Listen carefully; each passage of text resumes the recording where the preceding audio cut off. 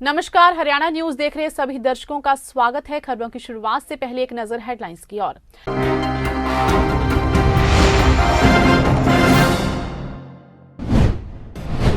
हरियाणा के राज्यपाल बंडारू दत्तात्रेय पहुंचे सीएम सिटी करनाल। डॉक्टर से मिलने का इंतजार कर रहे मरीजों से की बातचीत। वार्ड में दाखिल मरीजों से भी की बात। क्रिसमस डे की रात अंबाला के ऐतिहासिक चर्च में तोड़ी यीशु मसीह की प्रतिमा। हॉली रिडीमर कैथोलिक चर्च में तोड़ी देर रात। सीसीटीवी फुटेज में दिखाई दिए 2 शख्स।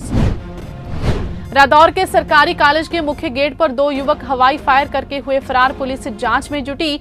सीसीटीवी में कैद हुई फायरिंग करते युवकों की तस्वीरें।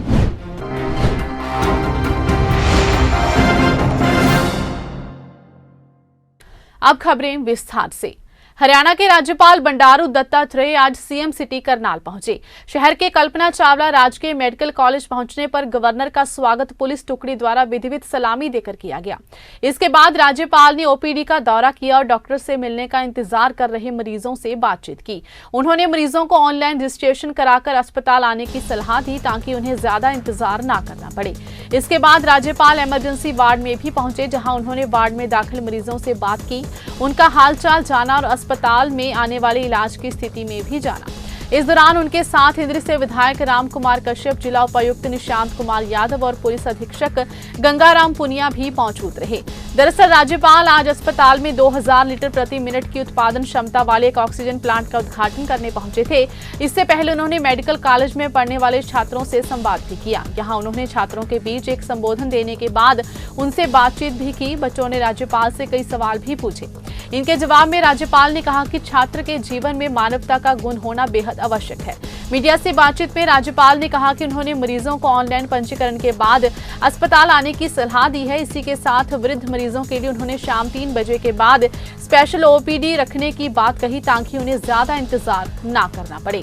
Hospital Kalpana Chawla government medical college hospital जो है सुचारू रूप से चल रहा है। यहाँ का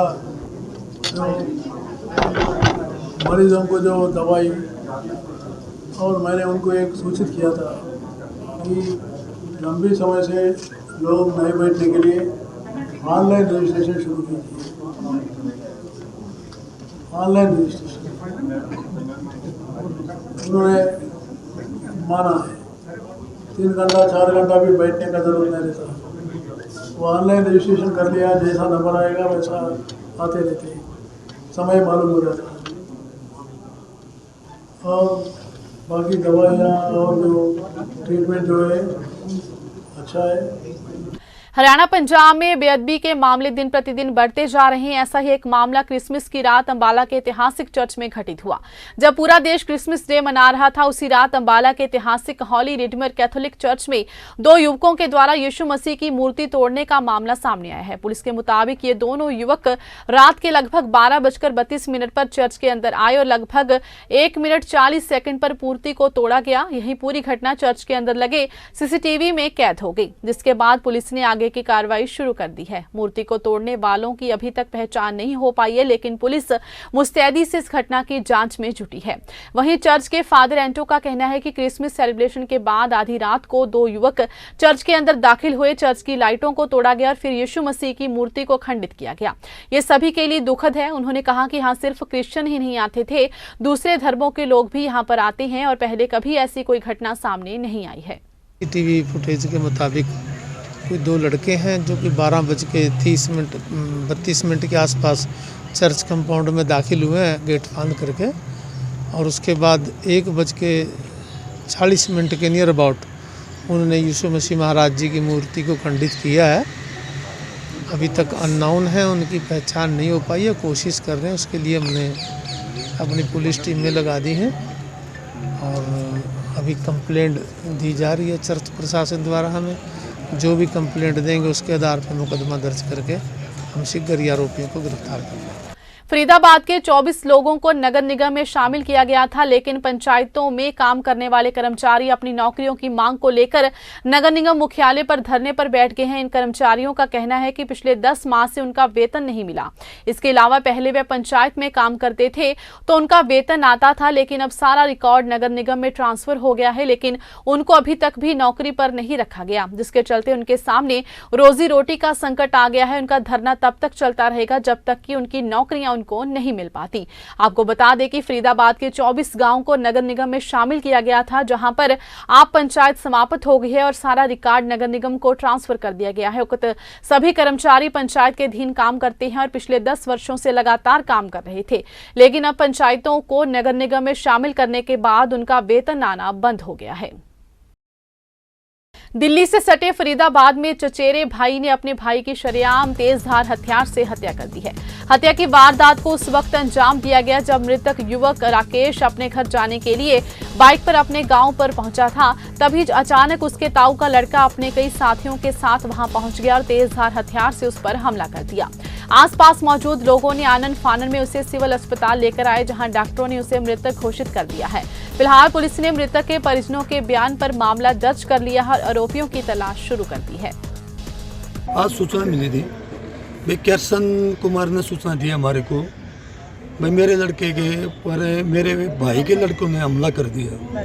जो इस सूचना के आधार पर और हम भी के फरीदाबाद में पहुंचे तो उसमें जो किशन का लड़का है राकेश है, इनका अर्जुन जो इसका जो किशन का सगा भाई है, छोटा भाई है, इनका बोर के ऊपर झगड़ा हुआ था पानी का बोर लगवाने पर। जो किशन तो ये कह रहा था भाई पुराने जो बोर है उसी में दोबारा बोर लगाऊंगी, लेकिन जो अर्जुन है वो ये कह रहा था भाई के नाम नहीं, जो हम अलग से बोर लगाऊंगे। इनका आपस में विवाद चल रहा था 1 महीने से। जो इसी रंजिश को लेकर आज इस के नाम अर्जुन के लड़कों ने और इसके सर में तेजधार हथियार से वार करके इसकी हत्या कर दी। रोहतक के गिरावड़ एवं सुनारिया गांव में आपसी विवाद के चलते स्कूल से लौट रहे 2 छात्रों की चाकुओं से गोद कर हत्या कर दी गई है। पुलिस ने वारदातों संबंधी परिजनों की शिकायत के बाद आरोपियों के खिलाफ केस दर्ज करते हुए उनकी धरपकड़ शुरू कर दी है। 25 नवंबर को यमुनानगर के सिटी सेंटर के पास कबाड़ी की दुकान में हुई अगजनी के चलते एक परिवार के 3 बच्चे और उनका पिता जलकर मर गए थे, जिसके बाद परिवार में सिर्फ एक अकेली महिला रह गई थी। उसको भी अस्पताल में लेकर जाकर बचाया गया था, लेकिन आज उसकी हालत बद से बदतर हो चुकी है, क्योंकि जो उसका सहारा था वह इस दुनिया से जा चुका था। अब उसकी ना तो कबाड़ी गोदाम का मालिक सुन रहा है और ना ही प्रशासन की ओर से कोई सहायता मिली है। वे भूखे पेट दर ठोकरें खाने को मजबूर हो रही है। वहीं पर जब मीडिया ने उनसे बात की तो उसने अपना दर्द बयां किया। वहीं पर कलकत्ता से आई उसकी बहन ने रोते हुए कहा कि अब उसकी बहन का कोई सहारा नहीं है। तीनों बच्चे जलकर मर गए, पति भी जलकर मर गया है। एक वक्त की रोटी खाना भी मुश्किल हो रहा है। गोदाम के मालिक कहते हैं कि वे अनसुनी कर देते हैं। वहीं पर प्रशासन से इस बारे में गुहार लगाई है, उन्होंने भी कोई सहायता नहीं की है। पीड़िता की बहन ने कहा कि हमारे पास भी इतना इंतजाम नहीं है कि हम इसको अपने साथ रख सकें। यमुनानगर के जगाधरी में शिक्षा मंत्री कंवरपाल गुर्जर के निवास के नजदीक पूरे प्रदेश के गेस्ट टीचरों का धरना आज 4थे दिन में प्रवेश कर गया है। गेस्ट टीचरों का कहना है कि जब तक उनकी बेसिक वेतन और सर्विस रूल की मुख्य मांगों को लिखती में नहीं माना जाता, तब तक उनका धरना प्रदर्शन जारी रहेगा। गेस्ट टीचर यूनियन की प्रदेश अध्यक्ष मैना यादव का कहना है कि पूरे प्रदेश के 14,000 से अधिक गेस्ट टीचर पिछले 16 वर्षों से सरकारी स्कूलों में अपनी सेवाएं दे रहे हैं। सरकार इनकी नौकरी का भविष्य सुनिश्चित करे, तभी सभी शिक्षक सुनिश्चित होकर अपनी सेवाएं दे सकते हैं। उन्होंने कहा कि इस संबंध में सेकेंडरी शिक्षा निदेशक जय गणेशन से उनके 5 सदस्यीय प्रतिनिधि मंडल से भी बातचीत की गई है, जिसमें गेस्ट टीचरों के सर्विस रूल का ड्राफ्ट दिखाया जाएगा। उसमें कोई कमी हुई तो वह लिख कर दी जाएगी। उन्होंने कहा कि हरियाणा के मुख्यमंत्री के अतिरिक्त प्रधान सचिव अमित अग्रवाल से भी प्रतिनिधि मंडल की बातचीत होनी है। इन मांगों को लेकर लिखती में कार्रवाई के बाद ही गेस्ट टीचर धरना प्रदर्शन पर पड़ाव उठाएंगे। रादौर के सरकारी कॉलेज में आज कार में सवार होकर आए दो युवकों ने कॉलेज के गेट के पास हवाई फायर किया। युवकों द्वारा अचानक की गई फायरिंग से कॉलेज गेट से बाहर निकल रहे छात्र भी सकपका गए और वापस कॉलेज की ओर भाग गए। बाद में दोनों युवक हवाई फायरिंग कर मौके से फरार हो गए। युवकों द्वारा की गई फायरिंग की ये घटना कॉलेज में लगे सीसीटीवी में कैद हो गई। इसी तरह अचानक हुई फायरिंग की घटना से कॉलेज में भी हड़कंप मच गया। फायरिंग की सूचना पाकर रादौर पुलिस मौके पर पहुंची और मामले में कार्रवाई शुरू की। हरियाणा सरकार में आज बनाए गए नए कैबिनेट मंत्री कमल गुप्ता को आवंटित किए जाने वाले महकमे को लेकर पेच फंस गया है। चर्चाओं की माने तो गृह मंत्री अनिल विज से एक अहम विभाग लेकर कमल गुप्ता को देने की बात चल रही है। इस संबंध में शपथ ग्रहण से पहले मुख्यमंत्री निवास पर मुख्यमंत्री और विज के बीच लंबी मंत्रणा हुई, लेकिन बताया गया है कि विज किसी भी तरह से अपने पास से महकमा छोड़ने को तैयार नहीं है। अहम यह है कि खट्टर सरकार के दूसरे कार्यालय में विज को भाजपा हाईकमान के कहने पर ही गृह सहित अन्य महत्वपूर्ण महकमे दिए गए थे। विज का शपथ ग्रहण समारोह में नहीं पहुंचना इसी पहलू से जोड़कर देखा जा रहा है। चर्चा ये भी है कि पूरा मामला भाजपा हाईकमान तक पहुंच गया है और अब आखिरी फैसला हाईकमान के आदेशों पर ही होगा। पानीपत के शहरी विधायक की फॉर्च्यूनर गाड़ी को एमएलए हॉस्टल पंचकुला में कुछ बदमाशों ने आग लगा दी है। बताया जा रहा है कि पिछले 2 दिन से विधायक प्रमोद विज चंडीगढ़ में थे। देर रात उनका ड्राइवर भी गाड़ी लेकर नहीं लौटा। हॉस्टल रुके थे। रात के समय किसी शरारती तत्व ने गाड़ी में आग लगा दी। गनीमत रही कि गाड़ी में उस समय कोई नहीं था। फिलहाल पुलिस आसपास के सारे सीसीटीवी कैमरे खंगालने में जुटी है। पुलिस का कहना है कि जल्द ही आरोपियों को काबू किया जाएगा। पुलिस आसपास के सीसीटीवी खंगाल रही है। फिलहाल किसी भी जानी नुकसान की कोई जानकारी सामने नहीं आई है।